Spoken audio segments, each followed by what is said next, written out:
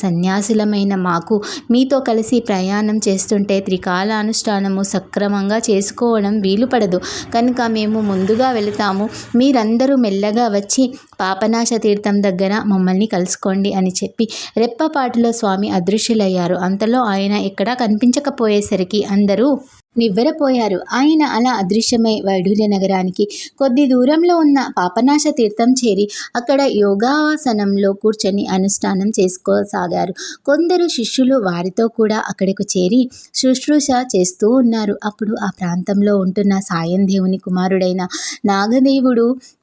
నాగనాథుడు స్వామిని దర్శించాడు. ఆయనను ప్రార్థించి శిష్య సమేతంగా వారిని తన ఇంటికి తీసుకుపోయి పూజించి అందరికీ భిక్ష ఇచ్చాడు. నాటి సాయంత్రం అతనితో స్వామి, నాయన యవనరాజును పాపనాశ తీర్థానికి రమ్మని చెప్పాము.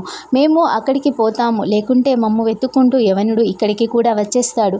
అతడిక్కడకు వస్తే నీ ఆచారానికి భంగం కలుగుతుంది అని చెప్పి శిష్యులతో కలిసి ఆ తీర్థం దగ్గరకు వచ్చి అక్కడ భద్రాసనంలో కూర్చొని ఉన్నారు. ఇంతలో అక్కడ ఆ యవనరాజు రానే వచ్చాడు. స్వామి అదృశ్యమవ్వగానే, అయ్యో స్వామి, నన్ను ఉపేక్షించి ఇలా నన్ను విడిచి వెళ్ళిపోయారు.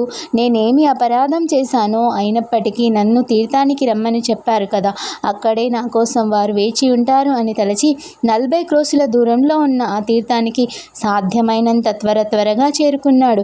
అక్కడ స్వామిని ఆహ్వానించి తన నగరానికి తీసుకువెళ్ళాడు. అతడు మహావైభవంగా అలంకరించిన ఆ నగర వీధులలో స్వామిని, వారి శిష్యులను ఆ వాహనాలపై తీసుకుపోతూ తాను మాత్రం కాలినడకన ఊరేగింపులో వచ్చాడు.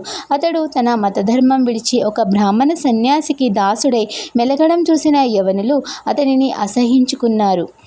నగరవాసులైన బ్రాహ్మణులు సంతోషించి సనాతన ధర్మాభిమాని అయిన అటువంటి రాజు లభించినందుకు పొంగిపోయారు. స్వామికి, రాజుకి అడుగడుగుకు ఆరతులు ఇప్పించడము, వింజామరాలతో వీస్తూ ఉండడము చూసిన పురవాసులు స్వామిని చూసి, ఈయనెవరో భగవత్ అవతారమే కానీ మానవ మాత్రులు కానే కారు.